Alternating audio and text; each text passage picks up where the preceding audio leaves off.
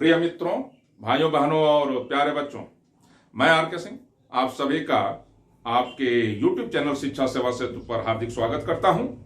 आप सभी का अभिनंदन है।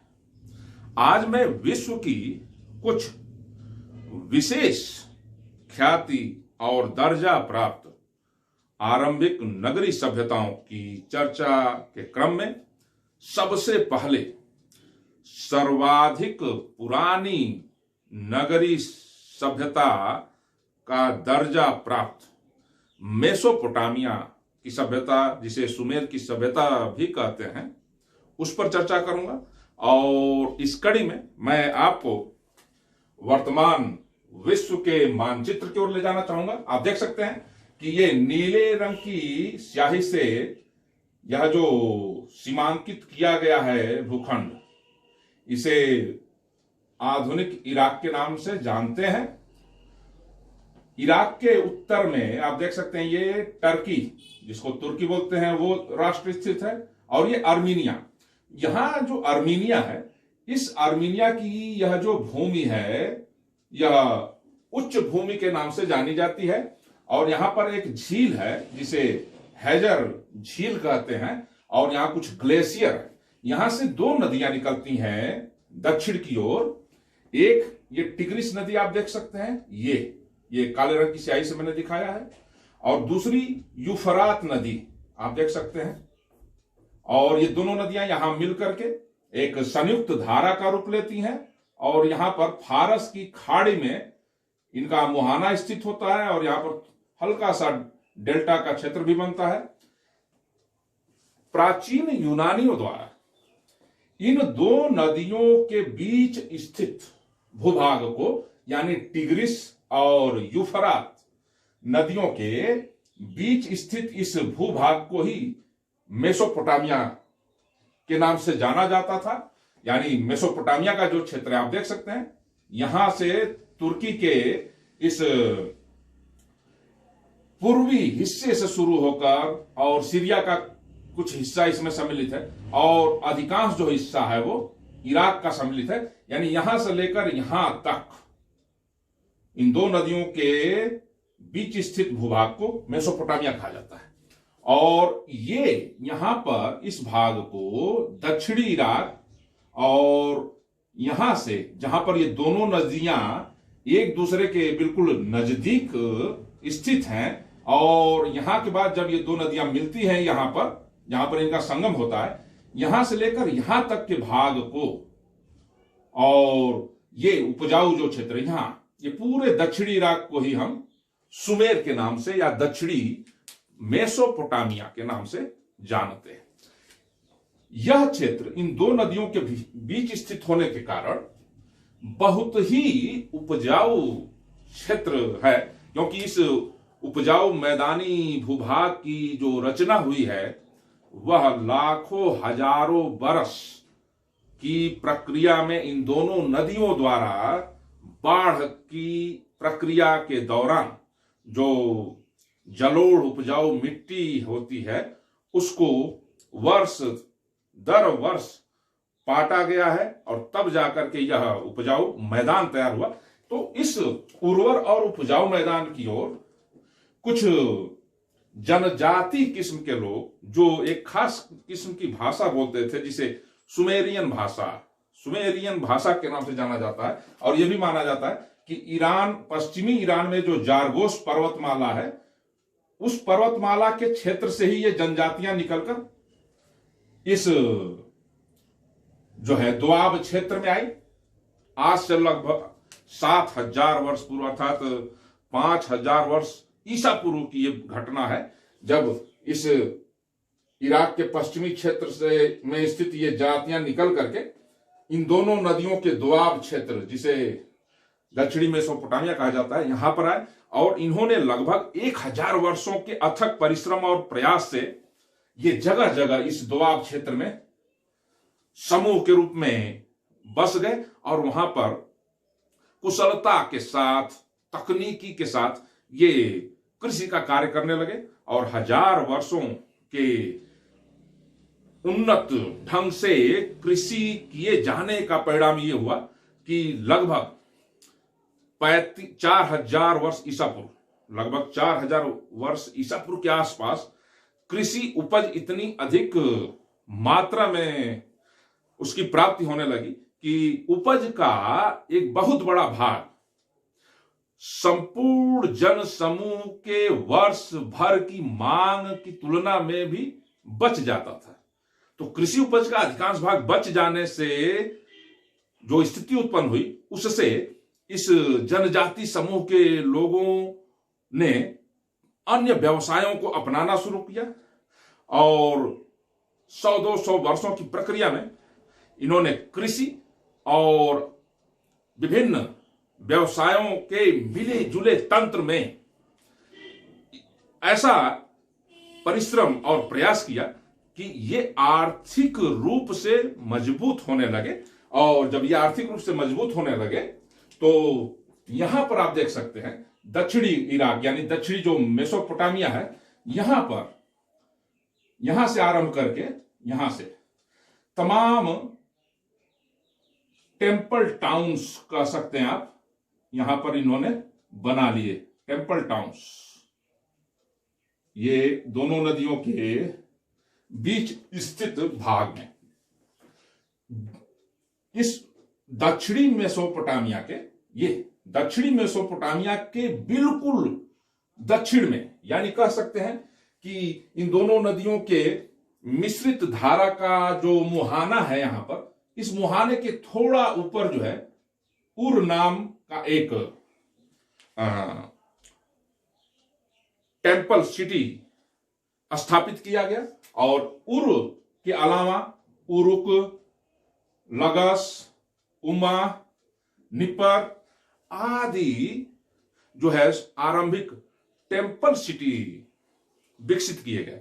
यानी आरंभ में इन्होंने जो समूह के रूप में जगह जगह इस दोआब क्षेत्र में अपना बसेरा कर लिया था, वहां पर इन्होंने मंदिरों के चारों ओर ही एक छोटा छोटा टाउन जो है विकसित कर लिया गया था इनके द्वारा। और इन्हीं टाउन्स को आरंभिक टेम्पल टाउन का नाम दिया गया, जो 400-500 वर्षों के बाद ये सिटी टाउन्स कहलाने लगे। और लगभग 3500 वर्ष ईसा पूर्व के आसपास ये टेम्पल स्टेट्स या सिटी स्टेट्स इतने आर्थिक रूप से सबल हो गए, समृद्ध हो गए कि इन्होंने मानव जाति को कई तरह से सांस्कृतिक स्तर पर, राजनीतिक स्तर पर, आर्थिक स्तर पर इन्होंने प्रभावित किया और उसे सकारात्मक दिशा प्रदान की। इस सुमेर की सभ्यता की क्या क्या विशेषता है, अब मैं आपको और ले जाना चाहूंगा क्रमशः। आप ये देख लीजिए, मेसोपोटामिया जिसे टिग्रिस और यूफ्रात नदियों के बीच की भूमि के रूप में जाना जाता है, इसको आप नोट करिएगा। सुमेर की सभ्यता जिसे हम दक्षिण मेसोपोटामिया की सभ्यता या मेसोपोटामिया की सभ्यता के नाम से जानते हैं। दक्षिण मेसोपोटामिया का अर्थ है दक्षिणी इराक, यानी इराक का वह दक्षिणी भूभाग जो दो नदियों यानी टिग्रिस और यूफ्रात नदियों के बीच स्थित है, उसको दक्षिणी मेसोपोटामिया कहते हैं। यहां जो छोटे छोटे सिटी स्टेट्स 3500 वर्ष ईसा पूर्व के आसपास उभर कर आए, वहां की व्यवस्था को देखने के लिए, यानी नगरों की व्यवस्था को देखने के लिए जो भी नगर यहां स्थापित हुए थे इस दोआब क्षेत्र में, वहां पर आरंभ में प्रशासक नियुक्त किए गए। उन प्रशासकों को एनसी के नाम से जाना जाता है। और बाद के समय में इन मंदिर नगरों में आपसी प्रतिस्पर्धा और युद्ध की स्थिति उत्पन्न हो जाने के कारण एक नया शासक वर्ग उभर के आया सामने, जिसे राजा कहा जाता है। और उन राजाओं को सुमेर की भाषा में लुगल नाम दिया गया था, लुगल। और सदफ नाम का एक सरकारी कर्मचारी कह लीजिए, यानी सुमेर की सभ्यता में जो नगरी नगर की व्यवस्था को देखने का तंत्र स्थापित किया गया था, उसमें सिंचाई को बहुत महत्व दिया गया था और सिंचाई के कार्यों को देखने के लिए, उसको सही दिशा देने के लिए एक कर्मचारी नियुक्त किया गया था जिसे सदफ के नाम से जाना जाता है सुमेरियन भाषा में। अब मैं आपको इस मेसोपोटामिया सभ्यता की कुछ और विशेषताएं भी बता देना चाहता हूं। जो नगर की व्यवस्था थी, वास्तव में सुमेर इस क्षेत्र को कहा जाता है।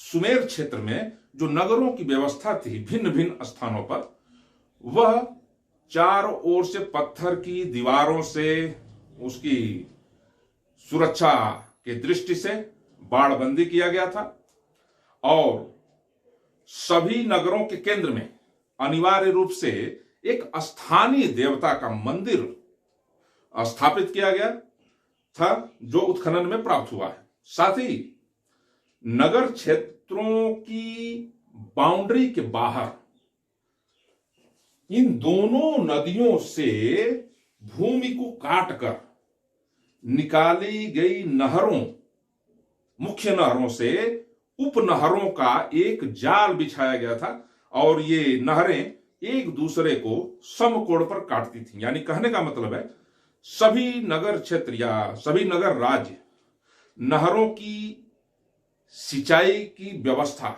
या सिंचाई की व्यवस्था के लिए जो नहरें तैयार की गई थी, उनके ग्रिड नुमा जो पैटर्न उनका तैयार हुआ था उनके बीच स्थित थे और नगरों के केंद्र में एक एक स्थानीय देवता का मंदिर भी होता था। और नगर की व्यवस्था के लिए तमाम प्रशासनिक व्यक्तियों को भी नियुक्त किया गया था। जैसे सदफ का कार्य था कि वह सिंचाई के कार्यों की देखरेख करे, एनसी का कार्य था वो स्थानीय प्रशासन को देखे, जबकि सर्वोच्च जो शक्ति थी यानी कुल जो शक्ति समाहित थी वो राजा यानी लुगल में समाहित होती थी। अब हम आपको बता देते हैं यहां की तकनीक के बारे में। इन लोगों ने आरंभिक इंजीनियरिंग कह सकते हैं तकनीक को विकसित किया था। यहां पर जो घर बनाए गए थे लोगों द्वारा वह कच्ची मिट्टी की ईंटों से निर्मित थे और दीवारों को बनाने में इन ईंटों को जोड़ने के लिए कहीं से भी गारा या सीमेंट का प्रयोग नहीं किया गया था। हाँ, यहाँ के ईंटों का जो शेप है, इनकी जो आकृति देखी गई है वो जो है समतल और इस तरह की है, यानी जिसको प्लेनो वैक्स बोलते हैं, ऐसे इस तरह से है। यानी एक ओर ये समतल है और दूसरी ओर ये उठा हुआ है, इसमें इसका उठा हुआ भाग दिखाई दे। तो इसी आकृति के ईंटों का प्रयोग हुआ है यहाँ पर। और अब हम आते हैं समाज की व्यवस्था में। यहाँ की सामाजिक व्यवस्था क्या थी? यहाँ की सामाजिक व्यवस्था में यानी सुमेरियन सभ्यता अर्थात सुमेर की सभ्यता इस पूरे सुमेर क्षेत्र में, इस पूरे क्षेत्र को सुमेर के नाम से जाना जाता है। जो जो नगर राज्य स्थापित थे उन सभी नगर राज्यों में समाज की जो व्यवस्था थी वह जो है पुरुष सत्तात्मक थी, यानी पुरुष ही इस परिवार का और समाज का मुखिया होता था। हाँ, स्त्रियों को विशेष स्थान दिया गया था और क्योंकि कुछ स्त्रियां यहाँ पर क्वीन के रूप में भी जानी गई हैं। उत्खनन से कुछ ऐसे प्रमाण प्राप्त हुए हैं जिससे साबित होता है कि यहाँ की कुछ महिलाओं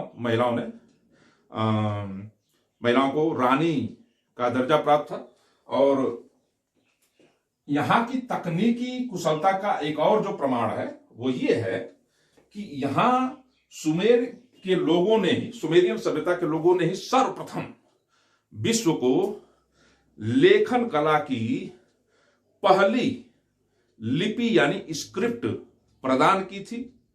और यह जो लिपि इन्होंने विकसित की उसको एक विशेष नाम से जाना जाता है, क्यूनिफॉर्म स्क्रिप्ट। इनकी लिपि की विशेषता यह थी कि अपनी लिपि के लिए ये जिन चिन्हों का या आकृतियों का उत्कीर्णन करते थे और ये लिखते कहां थे? मिट्टी के टैबलेट्स प्रयोग करते थे। यह भी ध्यान दीजिए, हम आधुनिक समय में जो डिजिटल टैबलेट्स यूज करते हैं, ठीक इसी का एक स्वरूप सुमेरियन सभ्यता में मिलता है, जो मिट्टी के बने हुए टैबलेट्स कहलाते हैं। उन्हीं टैबलेट्स पर ये लिखने का कार्य करते थे और लेखन कला में वो जिस लिपि का प्रयोग करते थे उसे क्यूनिफॉर्म लिपि का नाम दिया गया है, जो वेज शेप्ड होता था। और इस लिपि की विशेषता यह थी कि इस लिखावट में ये जिन आकृतियों और चिन्हों का प्रयोग करते थे वो एक स्थान पर, जैसे मान लीजिए ये एक चिन्ह इन्होंने प्रयोग में लाया, मान लीजिए, ध्यान दीजिएगा, इसको थोड़ा मैं बड़ा बना देता हूं। अपनी लिपि में सुमेर की सभ्यता, मान लीजिए इन्होंने इस चिन्ह का प्रयोग किया है, तो इसकी विशेषता क्या थी?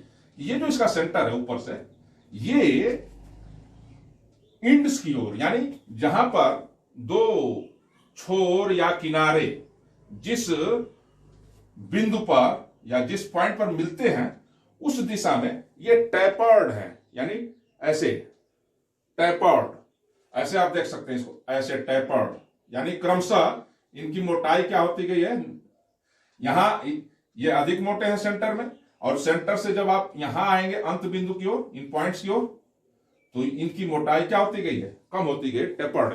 इसी को जो है क्यूनिफॉर्म लिपि कहते हैं। और यह लिपि एक भाषा नहीं, 10-12 पुरातन भाषाओं की जननी साबित हुई। जैसे ईरानियन सभ्यता में फारस की जो आरंभिक सभ्यता है उसमें अलमाइट नाम की पुरानी भाषा का जो जन्म हुआ इसी लिपि से हुआ। हित्ती भाषा, मिटानी भाषा, मिदियन भाषा, तमाम भाषाओं, और सुमेर की भाषा स्वयं में अकदियन भाषा, अकदियन लोगों की अकदियाई भाषा का जन्म, असीरियन लोगों की असीरियाई भाषा का विकास इसी लिपि के माध्यम से हुआ। अब हम देखते हैं समाज में विवाह का क्या चलन था। वास्तव में विवाह माता पिता की सहमति से तय होते थे, और विवाह तय होने की जो बात थी वो मिट्टी के टैबलेट्स पर उसी लिपि में, सुमेर की भाषा और इस लिपि में दर्ज किए जाते थे, लिखे जाते थे। यहां के जीवन में धर्म को बहुत स्थान प्राप्त था। ये लोग बहुदेवत्व में विश्वास करते थे, यानी एक से अधिक देवताओं में इनका विश्वास था, और हर नगर क्षेत्र में अलग अलग स्थानीय देवता हुआ करते थे।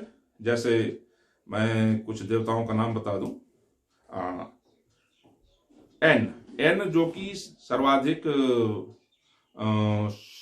शक्तिमान देवता के नाम से जाने जाते थे, की जो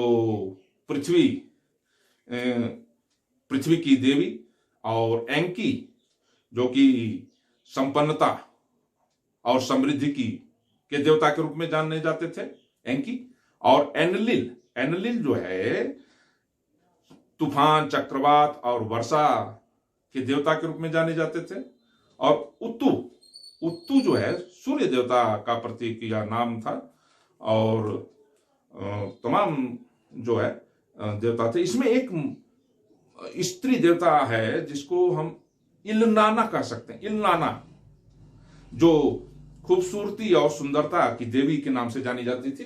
इसका जो है वीनस जो हमारा ग्रह है शुक्र, उसका एक नाम इलनाना भी है सुमेर की भाषा में, सुमेर की या बेबीलोनियन भाषा में इसको इलनाना कहा गया है। अब हम देखते हैं जीवन त्याग यानी ह्यूमन सैक्रिफाइस का एक उदाहरण मिलता है इसमें। एक पुआबी नाम की रानी थी, उसका जो कब्र पाया गया है उसमें उसके नौकरों के भी शव पाए गए। तो इससे विश्वास किया जाता है कि सुमेर की सभ्यता में जीवन का त्याग करने की भी प्रथा थी, चलन था। यानी जो नौकर इत्यादि थे या सेवक थे, वो अपने स्वामी के प्रति स्वामी भक्ति के चलते स्वामी की मृत्यु के पश्चात उनके साथ अपने जीवन का त्याग करके अपना जीवन खत्म कर लेते थे। और इसका एक साक्ष्य प्राप्त हुआ है रानी पुआबी के कब्र में। पुआबी के शव या नरकंकाल के साथ साथ एक दो उसके नौकरों के भी शव प्राप्त हुए हैं। अब हम अर्थव्यवस्था की बात करेंगे। यहां की अर्थव्यवस्था बहुत ही दुरुस्त थी।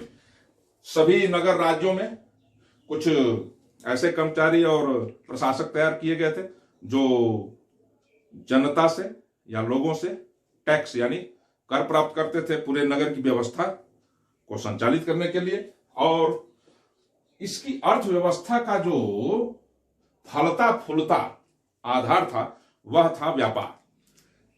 इस सुमेरियन सभ्यता के लोग आसपास के क्षेत्रों से स्थल मार्ग द्वारा और दूर स्थित क्षेत्रों, जैसे यहां आप देख सकते हैं ये सिंधु सभ्यता के लोग यहां बसे हुए थे, ये सिंधु सभ्यता के लोग से भी व्यापार करते थे। तो ये व्यापार कैसे होता था? ये इस दोनों नदियों के मुहाने से पर स्थित फारस की खाड़ी से होकर नाव के द्वारा, नाव की सहायता से ये सिंधु क्षेत्र तक जाते थे और यहाँ के लोगों से ये व्यापार करते थे। और साथ ही यहां आप देख सकते हैं ये बहरीन है, जिसे सुमेरियन भाषा में दिलमुन कहा गया है। दिलमुन, यहां से दिलमुन से भी ये माणिक्य या मनके के दानों का व्यापार करते थे। मनकों के दानों का उपयोग मालाएं बनाने में होता था, गुड़िया बनाने में होता था। ये लोग यहां देखिए, ये लेबनान है, ये लेबनान से ये देवदार की लकड़ी का व्यापार आयात करते थे, मंगाते थे। सिंधु सभ्यता के लोगों से ये मुख्य रूप से सीपियों से बने हुए आभूषण, सीपियों से बने हुए आभूषण और कार्नेलियन की मालाएं आदि आयात करते थे। और सिंधु सभ्यता के लोगों के साथ इनके व्यापार का जो एक प्रमुख जो साक्ष्य प्राप्त हुआ है वो जो है गुदिया नाम का एक शासक, यानी सुमेरियन सभ्यता के नगर राज्य, किसी एक नगर राज्य का गुदिया नाम का राजा था, शासक, उसका उल्लेख प्राप्त हुआ एक मिट्टी के टैबलेट पर, जिसमें यह दर्शाया गया है कि वह सिंधु सभ्यता के लोगों के साथ व्यापार करता था। और उसी टैबलेट में इस हड़प्पा सभ्यता के लोगों को या सिंधु सभ्यता के क्षेत्र को मेलुहा का नाम दिया गया है। आप इसको तैयार रखिएगा, मेलुहा। सुमेरियन लोग उसको मेलुहा के नाम से जानते थे। और यहां के लोग और कहां व्यापार करते थे आप ये देख लीजिए। मोजाम्बिक, यहां दक्षिण अफ्रीका, ये अरब सागर में मोजाम्बिक एक जो है द्वीप है, यहां से ये राल मंगाते थे या राल का आयात करते थे। तो तमाम क्षेत्रों के साथ इनका व्यापार फला फूला और चतुर्दिक रूप से उसमें वृद्धि हुई। अतः इन्होंने स्थापत्य आधारभूत संरचनाओं के विकास में बढ़ चढ़कर भाग लिया। अब जो है, अब हम आपको इस सुमेरियन सभ्यता यानी दक्षिण इराक या दक्षिण मेसोपोटामिया की जो सभ्यता सुमेर सभ्यता के नाम से जानी जाती है, यह क्यों ख्याति प्राप्त है, इसको पूरी दुनिया में ख्याति क्यों प्राप्त है, इसको ख्याति प्राप्त होने के जो बिंदुवार कारण है वो मैंने यहां दे दिया है। यह विश्व की प्राचीनतम सभ्यता होने के कारण ख्याति प्राप्त है। विश्व की पहली लिपि के विकास के लिए यह विख्यात है। और ये जिगरात जो कि मंदिरों के पिरामिड नुमा टावर यानी चबूतरों के लिए विख्यात है। यानी जब इस सुमेर क्षेत्र का पुरातत्व विभाग द्वारा उत्खनन किया गया तो पाया गया कि यहां जो मंदिर बनाए गए थे वो ऊंचे ऊंचे पिरामिड नुमा टावरों के ऊपर बनाए गए थे। पिरामिड नुमा वो जो टावर यानी चबूतरे थे, उन पर सीढ़ियां बनी हुई थी, उन पर उनकी रैंपिंग की गई थी और तब उसके शिखर पर मंदिर स्थापित किए गए थे स्थानीय देवताओं के। और दूसरा कारण ख्याति प्राप्त होने का, विश्व के पहले मिट्टी के टैबलेट्स का इन्होंने प्रयोग किया, विकास किया, जिस पर ये लिखने का कार्य करते थे। और विश्व के पहले रिकॉर्डेड युद्ध के लिए भी यह विख्यात है। सुमेर की सभ्यता में ही मिट्टी के एक टैबलेट पर इस बात का उल्लेख है कि लगस और उम्मा दो नगर राज्य थे सुमेर क्षेत्र में। लगस और उम्मा नगर राज्यों के बीच लगभग 2450 वर्ष ईसा पूर्व एक युद्ध हुआ था, और उस युद्ध का उल्लेख है। इसलिए कहा जाता है कि सुमेर की सभ्यता में विश्व के पहले युद्ध का रिकॉर्डेड उल्लेख है, इसलिए भी इसको ख्याति प्राप्त है। और विश्व के दूसरे रिकॉर्डेड काव्य गिलगमेश, यहां पर एक काव्य की रचना की गई है मिट्टी के टैबलेट पर, जिसको गिलगमेश नाम दिया गया है। उसमें 5 मिथिकल किंग्स, या जिनकी तुलना देवताओं से की गई है, ऐसे 5 राजा जिनमें देवत्व का गुण था, उनकी चर्चा की गई है गिलगमेश की। और यह विश्व का दूसरा प्राचीनतम रिकॉर्डेड या ज्ञात, यानी साक्ष्यों सहित ज्ञात एक काव्य है, जिसे मिट्टी के टैबलेट पर लिखा गया था। विश्व के पहले तार तनित वाद्य यंत्र, यानी वीणा के जैसे दिखने वाले, जिस पर तारों को तान करके वाद्य यंत्र बनाया गया था, उसका पहला साक्ष्य सुमेर की सभ्यता से ही प्राप्त हुआ है पूरे विश्व में, जिसको आप वीणा कह सकते हैं। यहां के लोग बांसुरी भी बजाते थे। उर का उत्खनन हुआ है। उर के उत्खनन में वीणा जैसे वाद्य यंत्र और बांसुरी जैसे वाद्य यंत्र पाए गए हैं। बांसुरी का सबसे प्राथमिक साक्ष्य पूरे विश्व में सुमेर से ही प्राप्त हुआ है, यानी उर से। ये बियर का सेवन करते थे। अन्य विश्व की कुछ ही 1-2 सभ्यताएं हैं जो बियर का सेवन करते थे अपने लोक जीवन में, सामान्य जीवन में। उनमें से सुमेर की सभ्यता एक है। ये बियर का सेवन करते थे और पहिए का इन्होंने आविष्कार कर लिया था, रथ का आविष्कार कर लिया था और नावों का आविष्कार भी कर लिया था। ये पकी हुई मिट्टी, जिसको झावा कहते हैं, जो थोड़ा हल्का होता है, पकी हुई मिट्टी यानी झावे से निर्मित नावों का भी इन्होंने प्रयोग किया था। लकड़ी की तख्त से निर्मित नावों का भी इन्होंने प्रयोग किया था। और बैल को इन्होंने पालतू बनाना शुरू किया था, जो इन्हें सैंधव सभ्यता के समकक्ष रखता है, क्योंकि सिंधु सभ्यता के लोग भी बैल और हल से परिचित थे। और सिंचाई के लिए इन्होंने बहुत ही तकनीकी कौशल का परिचय देते हुए संपूर्ण नगर राज्यों के बीच जो है नहरों के नेटवर्क स्थापित किए हुए थे। इन सभी बातों के अलावा अब मैं इन सुमेरियन नगर राज्यों, जिनका प्रभाव लगभग 3500 वर्ष ईसा पूर्व से लेकर 2200 ईसा पूर्व का जो काल है, उस काल की जो सभ्यता है उसको सुमेर की सभ्यता के नाम से जाना जाता है। 3500 वर्ष ईसा पूर्व से लेकर 2200 वर्ष ईसा पूर्व। 2200 वर्ष ईसा पूर्व के आसपास एक घटना घटती है। यहां पर ये एक किस नामक क्षेत्र होता है। इस किस में अकदियाई नाम के कुछ जनजाति लोग सुमेरियन राजाओं के अंडर में ही प्रशासक के रूप में कार्य करते हैं। लेकिन 2200 वर्ष ईसा पूर्व आते आते ये प्रभावशाली हो जाते हैं और यहीं से ये लोग अकदियाई साम्राज्य की स्थापना करते हैं। यानी अकदियन जो किस के रहने वाले थे, ये अकदियन जो वास्तव में उत्तरी इराक की एक जनजाति थी, इधर की, यहां की, और ये किस में प्रशासक के रूप में कार्य करते थे। प्रभावशाली होने पर इन्होंने क्या किया कि जितने भी सुमेरियन नगर राज्य थे उनका पहली बार इन्होंने एकीकरण किया और विश्व के पहले साम्राज्य की इन्होंने स्थापना की अकदियन लोगों ने। इसमें कुछ महत्वपूर्ण नाम मैं आपको बता देना चाहूंगा। सारगन द ग्रेट, जो अकदियन राजा था, सारगन द ग्रेट, यह प्रथम साम्राज्य निर्माता के नाम से जाना जाता है।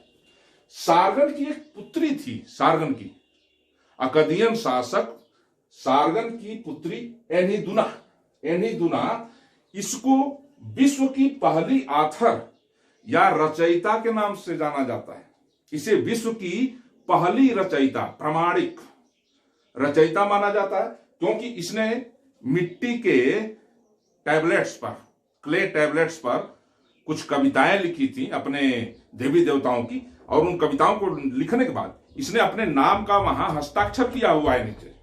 इसलिए एनिदुना को, जो कि सार्गन की पुत्री थी, इसे विश्व की प्रथम ज्ञात आथर या रचयिता का दर्जा प्राप्त है। अब हम आते हैं अकदियन के बाद इस क्षेत्र में एक बेबीलोनिया नाम का भी क्षेत्र था। ये बेबीलोनियन लोग अकदियन लोग के अंडर प्रशासक के रूप में कार्य करते थे। लगभग 1700 या 1800 के आसपास, 1700-1800 वर्ष ईसा पूर्व के आसपास अकदियन लोगों ने 2200 से लेकर 1750 वर्ष ईसा पूर्व तक शासन किया, और 1750 या 1800 वर्ष ईसा पूर्व आते आते बेबीलोनियाई लोगों ने, जो कि एक जनजाति किस्म के लोग थे और ये बेबीलोन नाम के क्षेत्र में रहते थे, इनका प्रभुत्व यहां स्थापित हो जाता है। और यहां पर बेबीलोनियाई लोगों ने क्या किया, यहां यूफ्रात नदी के इस किनारे पर यानी बाएं किनारे पर एक बहुत बड़ा नगर स्थापित किया, बेबीलोन, जिसे बेबीलोन के नाम से ख्याति प्राप्त हुई। और ये उस समकालीन विश्व की सबसे बड़ी राजधानी थी, या उस समय के समकालीन विश्व का ये सबसे बड़ा नगर राज्य हुआ करता था। अब बेबीलोनियाई में जो सबसे महत्वपूर्ण हुआ वो हम्मुराबी नाम का एक शासक था। इसने सर्वप्रथम कुछ कानून जो है बनाए थे, जिसे मिट्टी के टैबलेट्स पर लिखा हुआ है, और कुछ जगहों पर पत्थर के स्तंभ स्थापित किए गए हैं। पॉलिश्ड, काले रंग के पॉलिश्ड पत्थर के स्तंभ पर इसके द्वारा पारित किए गए, बनाए गए कानून को पहली बार लिखा गया है, जिसे कोड ऑफ हम्मुराबी के नाम से जाना जाता है, कोड ऑफ हम्मुराबी। अब हम आते हैं बेबीलोन का योगदान क्या था। बेबीलोनियन लोगों ने खगोल शास्त्र और गणित के क्षेत्र में बहुत बढ़ चढ़कर योगदान दिया है उस समय में। इसीलिए बेबीलोनियन सभ्यता को खगोल शास्त्र और गणित के क्षेत्र में योगदान के लिए आज भी जाना जाता है। अब हम आते हैं असीरियाई। लगभग 1450 या 1350 वर्ष ईसा पूर्व के आसपास असीरियन मूल के यहाँ असीरिया क्षेत्र था। ये असीरियाई लोग यहाँ रहते थे उत्तरी इराक में। ये जनजाति लोग थे। 1350 या 1450 के आसपास आते आते 1450 ईसा पूर्व ये इनका प्रभाव बढ़ता है, और ये बेबीलोन के साम्राज्य को पराजित करके इस पूरे भूभाग में ये क्या करते हैं, एक असीरियाई साम्राज्य या राज्य की स्थापना करते हैं।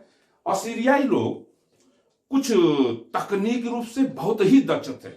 ये बहुत अजीब किस्म के या गजब के अभियंता लोग थे।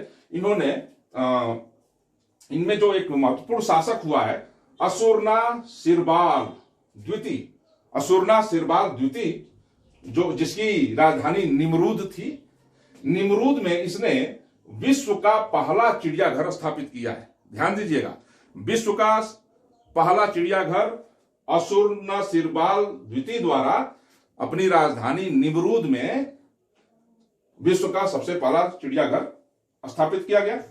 अब इसी असीरियाई साम्राज्य का एक था अशुरबनिपाल नाम का शासक।